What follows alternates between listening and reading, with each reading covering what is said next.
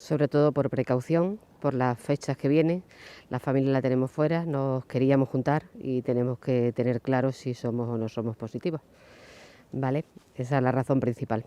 Porque ahora es importante, ¿no? De cara a estas fechas que vienen, estos Pues días sí, señalados. sí, es muy importante para poder estar tranquilo, disfrutar en lo que se pueda, puesto que el año ha sido muy largo y seguirá siendo bastante largo. Entonces pretendemos estar tranquilos, si es posible.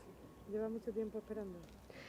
Pues 1 hora y cuarto aproximadamente, no sé cuál es, hora y media. Vale. Buena señal de que está acudiendo mucha gente, ¿no? Sí. Bueno, nosotros vinimos ayer tarde y nos fuimos porque había muchísima gente. Hemos vuelto hoy, había el doble de ayer, pero ya hemos aguantado para estar más tranquilos.